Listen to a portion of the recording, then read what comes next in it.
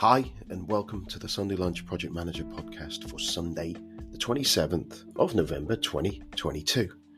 This week, I've got Jude Jennison on the show, the Equine Leadership Guru. Enjoy. Some of you will have been long-term listeners and will be aware that I've started this podcast on a product called Anchor. So when I started, I was working out how do I do it? What do I need to do to get a podcast out? There are all these different things. How do I actually get it out into different podcasting areas? And how do I potentially make some money out of podcasting? And I discovered Anchor. And the answer to every one of my questions really was simple, and it was Anchor. Anchor provides a one-stop shop for recording, hosting, and distribution your podcast if you're interested in doing one. Best of all, it's free. It's 100% free.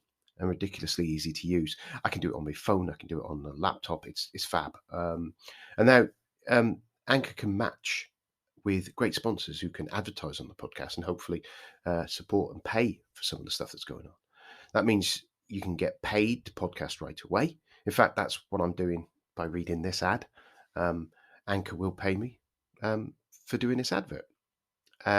So the way I use Anchor, and a recent thing that I've started to experiment with, is using the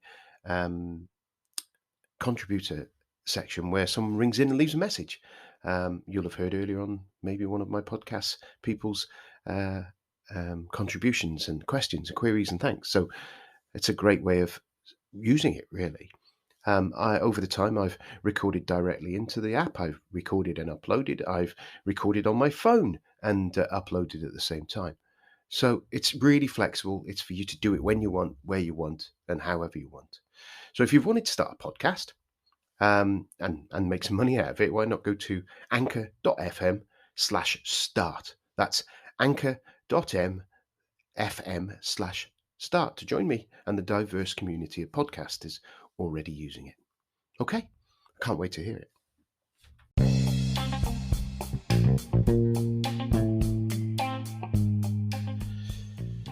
So what's been going on with me? I think since the last time I spoke, I managed to sort out a certification in cloud with Amazon Web Services, which I've been planning to do for absolutely ages and never got around to doing it for one reason or another. But I managed to, with a bit of effort and a good focus on the training on it, I managed to get through that by it's all right. It's really good. Really pleased with that. So chuffed that. So I'm a certified cloud practitioner now, which is fab. It's always good to keep abreast of the technologies as in project management, I think, in the area that you're at, just to understand, to keep me grounded, I suppose, in technology, although I do play with stuff anyway. I've had a few challenges with my recording of podcasts in the last couple of weeks, where probably boring people a little bit, but using a certain tool to allow me to use my green screen and have a background. I'm getting a lot of laggy videos. You'll see it if you see the video on YouTube, which is rather frustrating, and not solved it, to be honest. So that's meant I've had to resort to tidying up my office, and I'm going to be using my office as a background, so it's going to look a little bit scruffier than the background that I had, and less branded and things like that. So that's how it goes, I suppose. What else has been going? Yeah, so I've got a few interviews sorted, set up, that I've had to put off, and I'm going to have to reschedule. But I'll get them all sorted for in the new year, probably. Get that out there. Obviously, and happy Thanksgiving to my American listeners over the past few days. It's Sunday now. I think it was Thursday. So hope you all had a great time, and I hope everyone's enjoying Black Friday and Cyber Monday. I think that's it really today, just to give you those little tweaks of updates. Not a lot going on. Busy at work, busy with family, bracing myself for Christmas. Another week and I'll probably be getting into the swing of it. But yeah, okay, so I'm going to shut up and let you listen to this fascinating conversation with Jude. I'll speak to you soon. Bye. Today, I'm really pleased to welcome Jude Jennison to the show.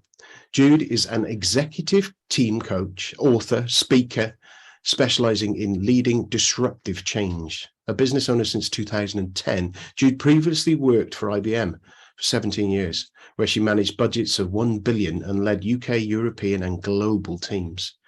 Jude develops leaders, executive teams and entrepreneurs to accelerate their business results through greater clarity, connection and commitment. She uncovers clients' default patterns of behavior by working with a herd of horses who respond to your non-verbal communications. Frequently described as courageous and inspirational, she overcame her fear of horses and transformed that fear into her business working with horses to develop leaders and teams. Jude, thank you for coming on the show and welcome. Thanks, Nigel. Obviously, this is going to be a fascinating conversation. Do you want to just tell the listeners a little bit more about you and kind of a little bit more where you are and things like that? Yeah, so I'm based in, currently based in Warwickshire, UK, about to move to Staffordshire. I spent the early part of my career, the first 17 years working for IBM, and did a whole range of leadership roles, really specializing in not very much, not knowing anything, and very quickly realized that if I didn't want to go down a technical path, then I needed to be able to either manage clients or manage teams of people to do the stuff that I couldn't do. Yeah. And I think that's what we call leadership now, but in those days it was called management. And so I think I had about 17 jobs in 17 years and about as many managers. But really, Wow. Every single job I had no job description. And it was more a case of, here's something over here that needs something doing, but we don't know what it needs doing. And so always about leading through uncertainty and leading change. And for me, one of the benefits about leading through uncertainty and leading change is, if it's never been done before, you can't really fail. Because if it's never been done before, then nobody knows how to do it. No, and that's true. So I became really adept at being able to look at something and see if there was a way through it and out the other side, and then to build a team. And so to have a vision, to build a team, and then work with the team and lead the team to execute that vision. And largely because I wasn't technical, I didn't have the technical capabilities, so I had to lead other people to do the things that I couldn't do. And that's really how I developed my career over 17 years. I then trained as a coach, and I coached people in IBM alongside my day job for a number of years until I left in 2010 to set up my own leadership and coaching business. And at the time I was terrified of horses, and I thought, I'll overcome my fear of horses and that will be it.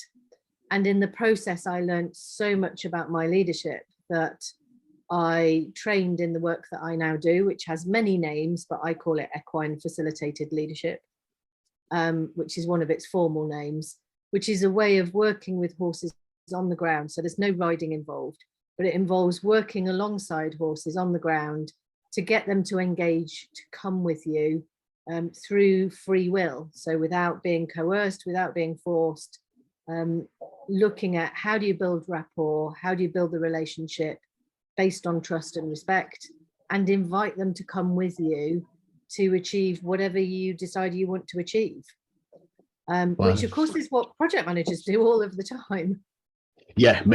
It's funny. I read just a brief bit in a post on LinkedIn this evening, and I saw it said something along the lines of the fact that most project managers, you have no authority.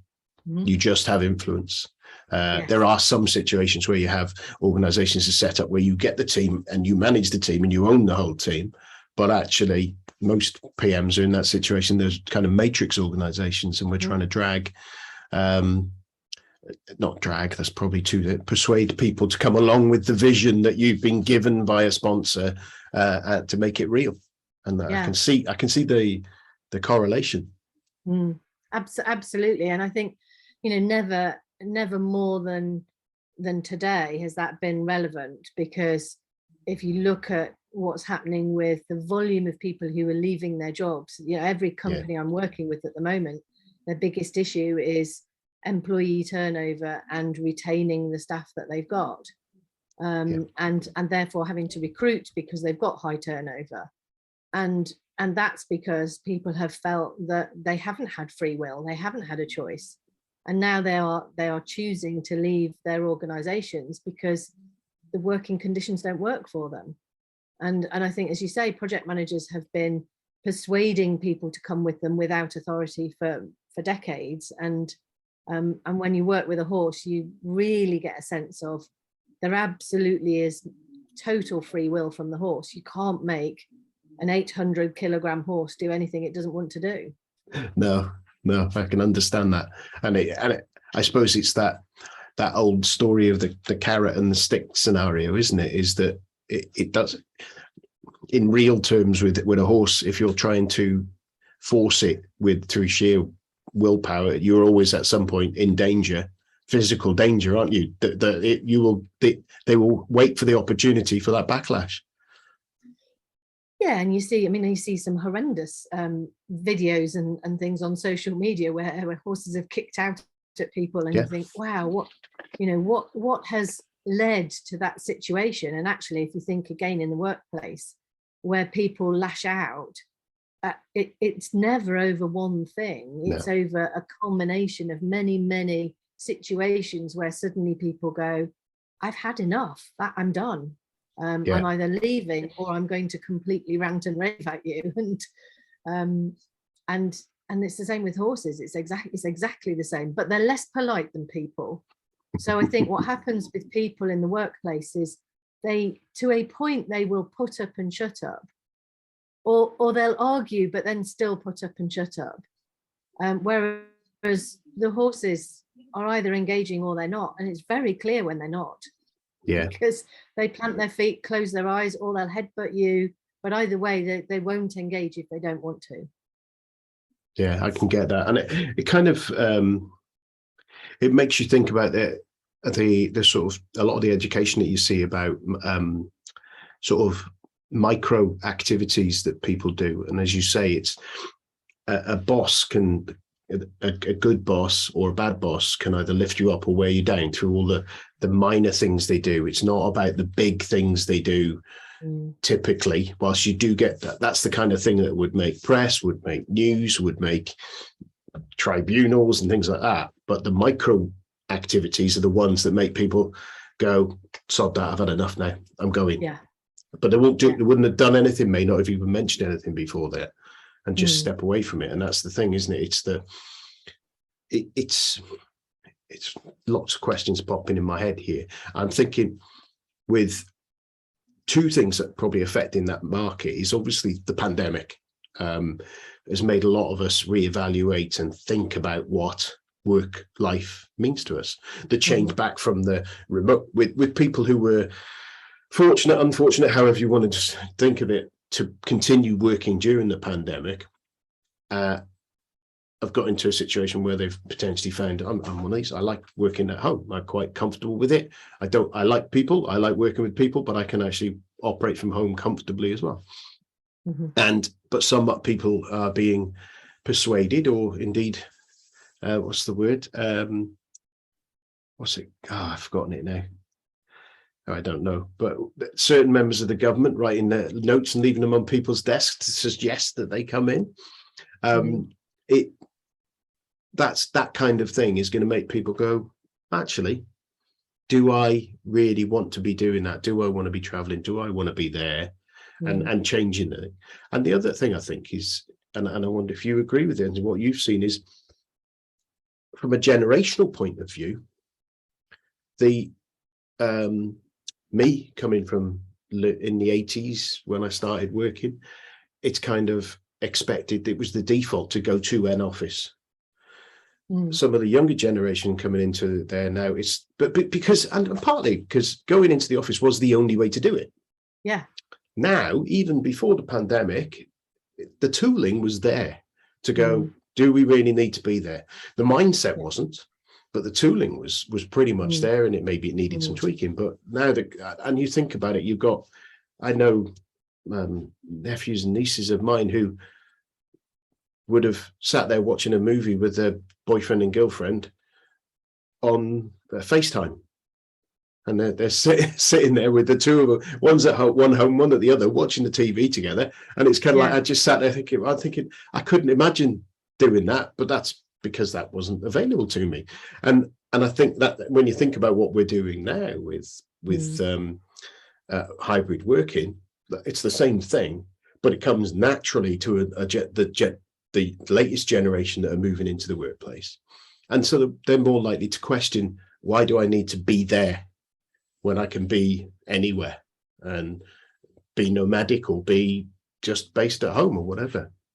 Absolutely. And I think, there's a real tension here, and I think it's going to go on for some time around what works, what actually works in terms of hybrid working, remote working, who needs to be in the office, when do you need to be in the office, how do you collaborate? I was talking to one client recently, and he said, actually, when we're working on an Excel spreadsheet, it's easier to collaborate online than it is to do it face to face, because online you can share your spreadsheet and you can do it on Google Sheets and you can all be updating it at the same time. Yeah. So there are some things, and so I think there's a tendency to think that collaboration is better face to face, whereas sometimes collaboration is better remotely. And I think it's about thinking smartly around what works individually, collectively, and organizationally. And I think that's really complex. And I think we're a long way off working that out yet, because it's so personal. I mean, I led European and global teams years ago, over 15, 20 years ago. And the only technology was the phone. Yeah. So we had these laborious teleconference calls because the video technology, it existed, but it was really in its infancy, and it was diabolical. Yeah, you had to book the room in 2 weeks in advance, didn't you? And there was a special, quite often it would be some very senior member of an organization whose PA would own the key, because they didn't want everyone using that 20 grand's worth of kit there in case it got broken. And as you said, 9 times out of 10, you'd go in there, and whilst it worked, when it didn't work, you ended up having a conference call, didn't you, between the two people sat in video conference centers in 2 different buildings.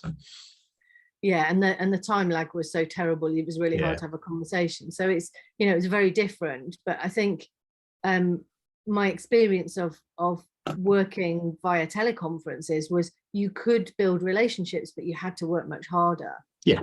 And I think the same is true with Zoom calls and Teams, or whatever the technology is that you use with video conferencing today. You can build relationships and you can collaborate, but you actually, when you meet somebody physically face to face, you feel their energy and you feel them in a 3D form. And they're often taller or shorter and thinner or fatter, or they feel different when you meet somebody face to face. And so I think there is no substitute for the face to face. And also there's no substitute for the walking past somebody's desk and overhearing something and then thinking, oh, I can add to that. Yeah. Whereas when we collaborate online, we have to do it much more consciously, and we have to plan it. The other thing that I'm finding at the moment with teams that I'm working with is that where working has been purely remotely for the last couple of years, some of the minor disagreements have become major disagreements. Mm-hmm. So if you imagine you go into a meeting physically, and a couple of years ago you were physically face to face in a meeting, and let's say you had a minor disagreement with somebody and that person just left feeling a little bit sore. If you were in the office, you could wander past their desk later on and say, oh, Nigel, I'm sorry about that earlier. Are you okay with that? And you go, yeah, Jude, no problem. That's absolutely fine. And that would be it. It would be done.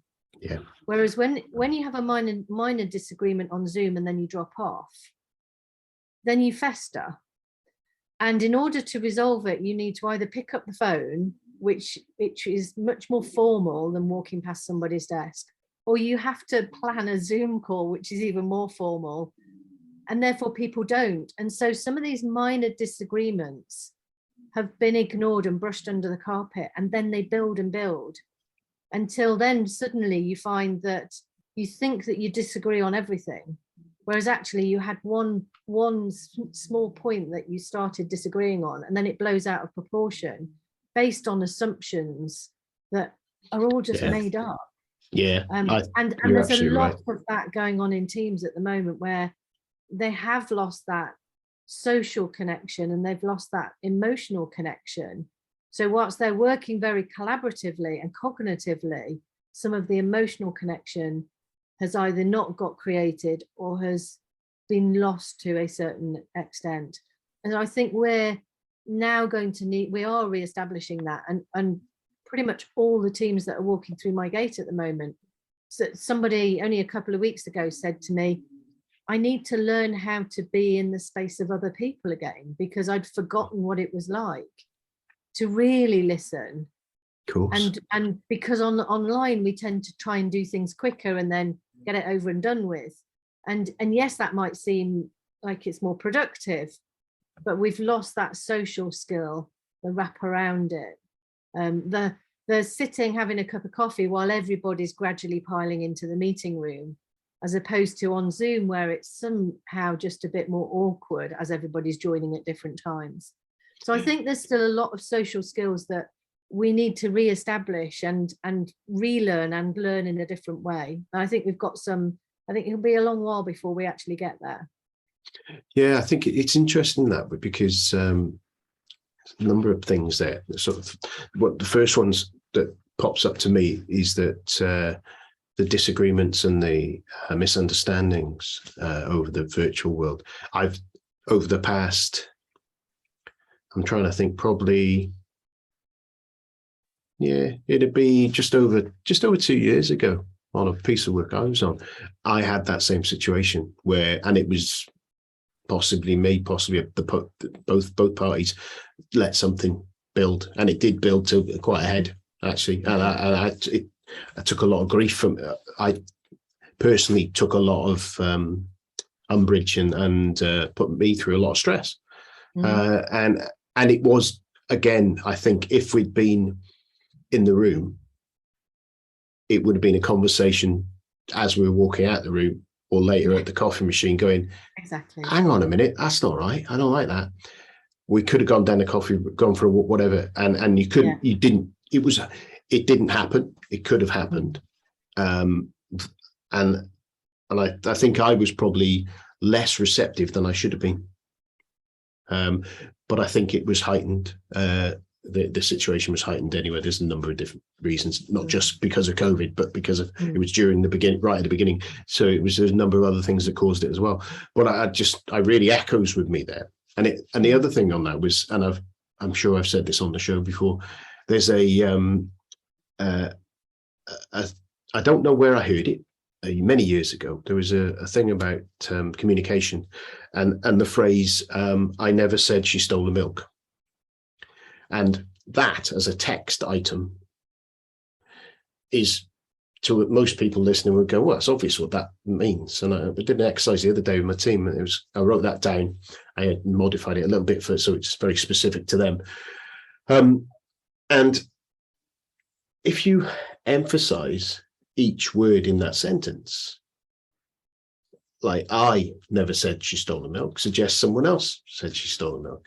I never said she stole the milk suggests she took it, she didn't steal it. I never said she stole it. You emphasize each of those. And the thing is Zoom calls have become phone calls, or IM as well, instant messaging being picked up. And I did go through this with my daughter when she first had her first mobile phone and started texting with friends, to kind of go, what they've written there and what you're speaking in your head is completely different, potentially. Might be the same. And learning to stop and think, because those kind of conversations you can get on, it's like, that's why Twitter is the biggest fights club in the world, because you've got a very short number of words to write there, very little emotion that you can put an emphasis in there, and people misread what you mean, and then you misread what they misread, and just you can just go crazy. And I think then we emotionally disconnect because it's uncomfortable, and we don't like the uncertainty of a relationship that's just not solid. And so it's easier often to disconnect, and particularly in the online space it's easier to do that. Because we don't have the same social connection and the same emotional connection, and therefore, and this is why people are leaving their jobs, because they haven't got that social and emotional connection to keep them to want to stay.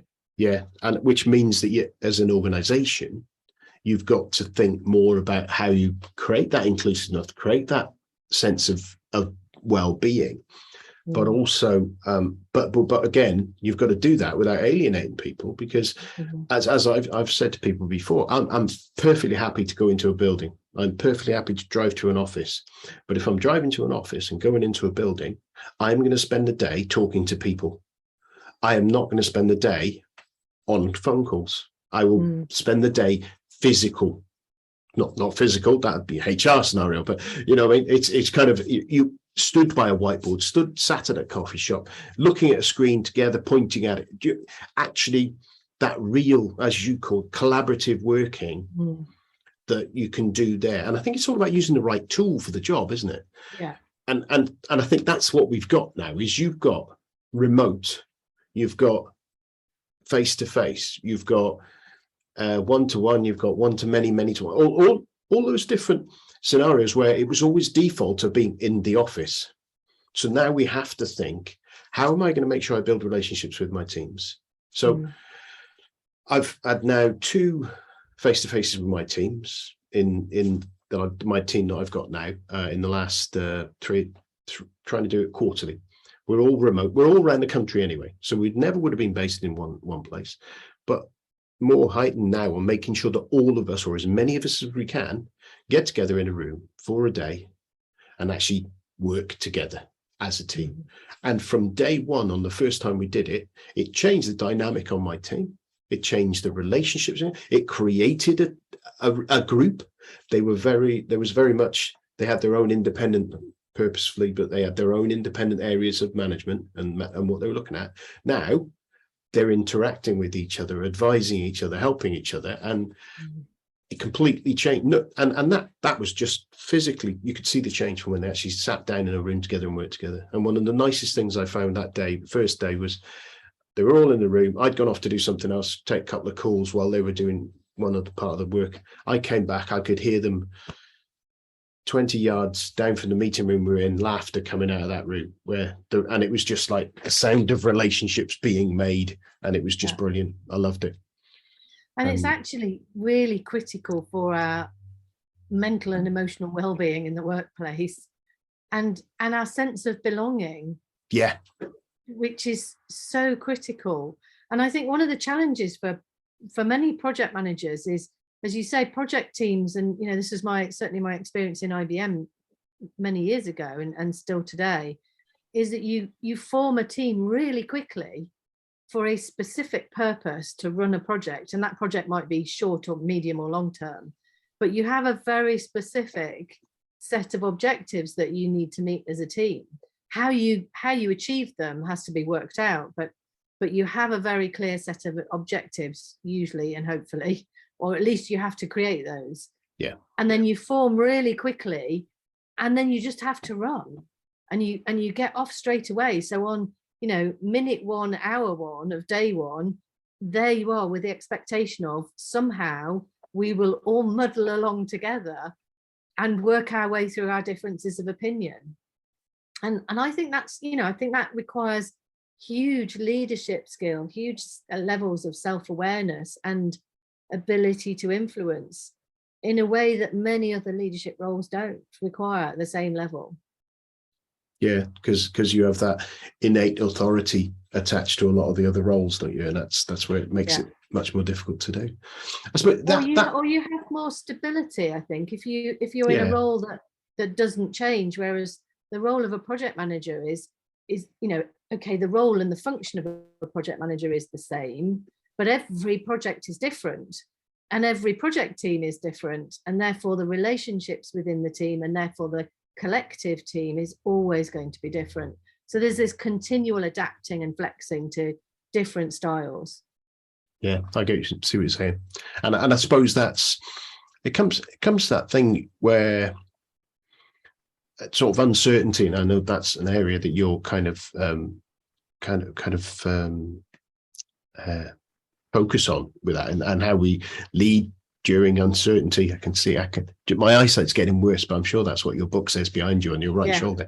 Leading through uncertainty. Yeah, and I suppose the thing is we've got a couple of years ago the VUCA kind of phraseology that was around in the project management arena. I'm not sure if it was in all the other management arenas. You can never tell, because sometimes you have your own echo chamber and you think, is that just my echo chamber, or is that further around there? It was everywhere. Yeah, and actually the timing of it was quite interesting, really, because through 2019 there was a lot of events, and that's when I first heard that phrase. And I went along to a PMI event in London, and it was all based around VUCA. And then suddenly it was as if someone said, right, look, this is coming in 2020.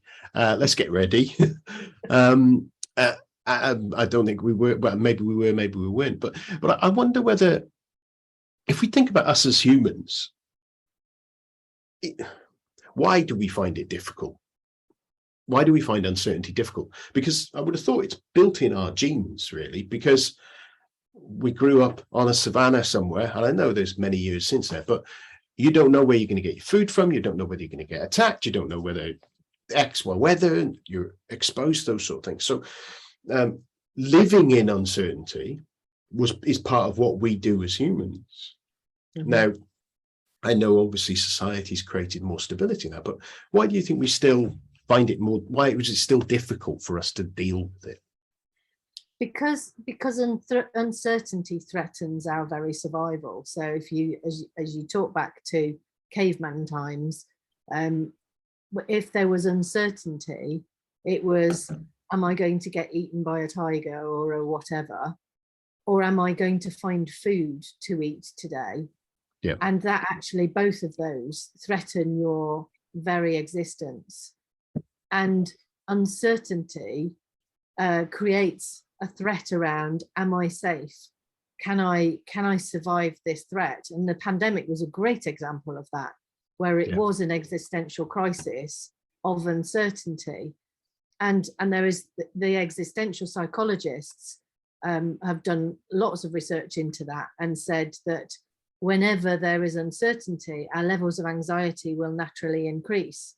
Well, that's certainly what we saw in the pandemic. And so there's this tendency to want to be, and I hear this all the time, every day, where people say, it was okay because I was in control there. But as though this idea that we're in control is actually even possible, and that it's the utopia of, if I'm in control, that means everything's okay. Well, if I'm in control, then it's okay for me, but it might not be okay for you. Yeah. So, and I think, this is the old style of command and control management of the 70s and 80s, where if I'm in control, then I know everything's okay for me, but the people that work for me have to just go along with what I want. Well, we know that doesn't work today.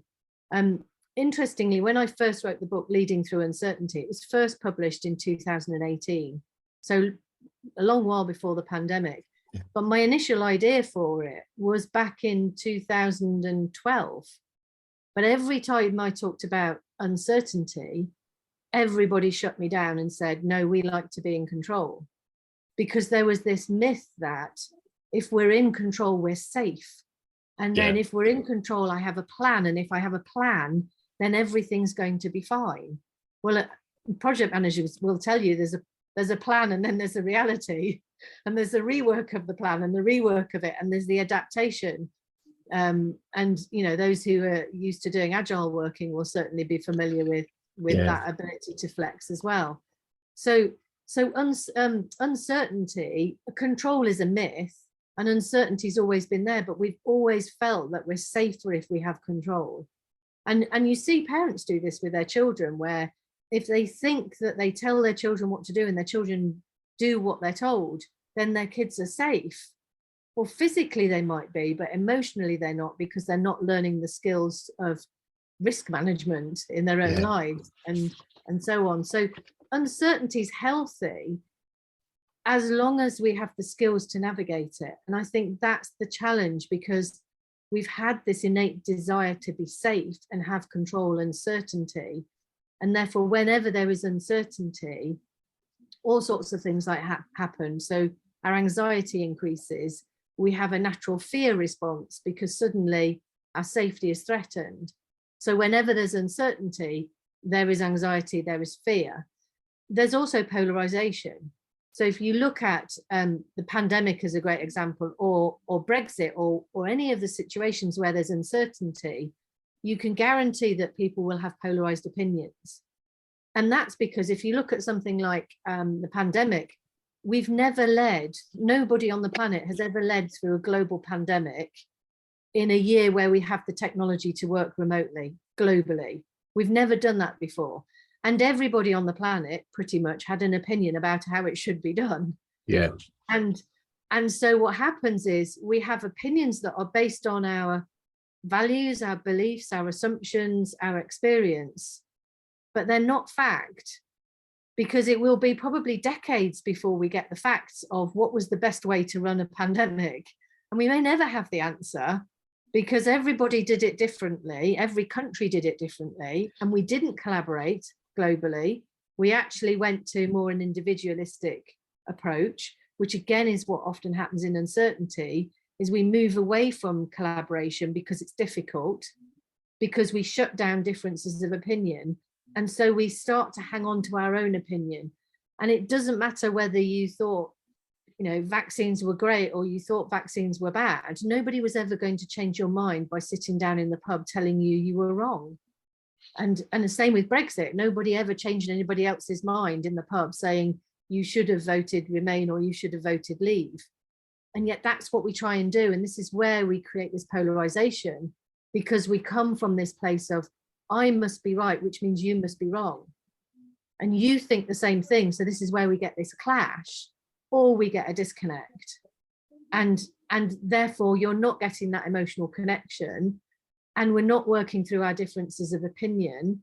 And therefore we're shutting down difference, and we're shutting down diversity, and we create much more polarization. And we're certainly seeing that in the world today, where it becomes much more vociferous, and social media fuels that, of course. It's interesting because, and I'm reflecting on my own behaviours through these things, and I'll admit I'm not a big news consumer. I've avoided the news, the regular news media for 20 years really, and during the pandemic I probably watched more news than I have in the 15 years before, 20 years before that. And I found myself, and I've started, when I reflect, that I have kind of shut down on opinions or stopped following or removed certain things from my, and I mentioned echo chamber earlier, removed things from mine, which because I didn't, some of it is a case of I just don't agree with some people's points of view. I don't want to have an argument. I don't want to have a conversation with them. Therefore, I've removed them from because it's not feeding my mental health. It's not feeding my happiness in life. But the sacrifice that I make there is somebody else's opinion and me be able to understand someone else's point of view. But it's a really difficult balance to do it, because again, it's kind of like you'll see a post from certain people that make you absolutely furious but stop myself getting involved with it, but it still makes me furious and flabbergasted at why someone would say something. But then it's kind of, do I need to look at and try and understand why they might say that, and where the information they're getting and the point of view of their own personal situation. And it's all, as you say, it's all, we all do things and we behave, whether it be in those big things or in the small thing, based on our own current situation. And the things that I would do in someone else's situation, I may do the same thing and make the same decision as them, or say the same thing as them, if I were in their shoes.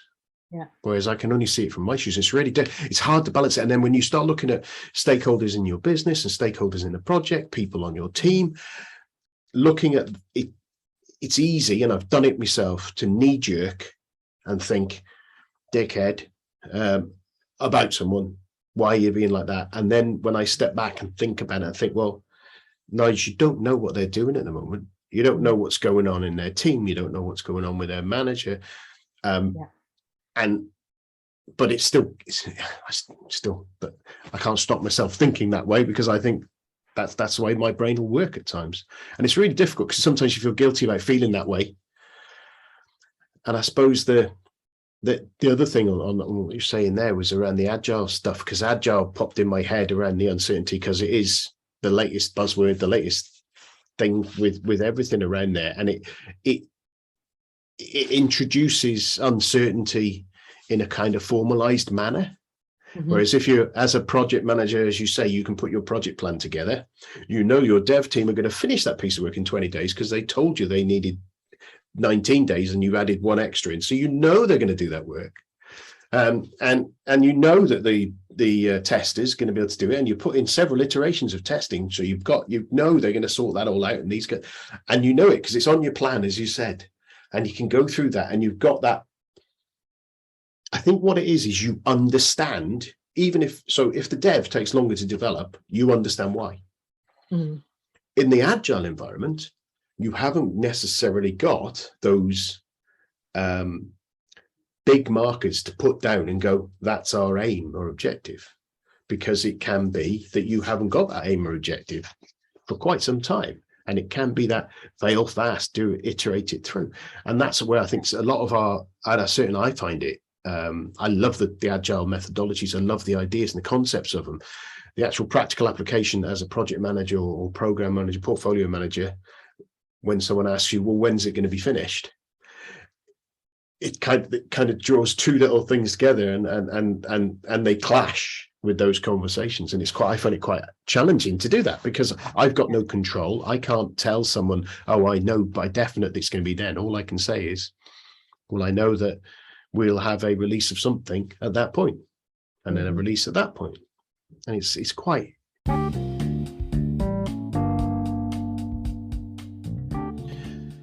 Well, I hope you enjoyed that first part of that chat with Jude. Fascinating subject and fascinating approach to building leadership she has. Come back next week and have a listen to the second part. Cheers.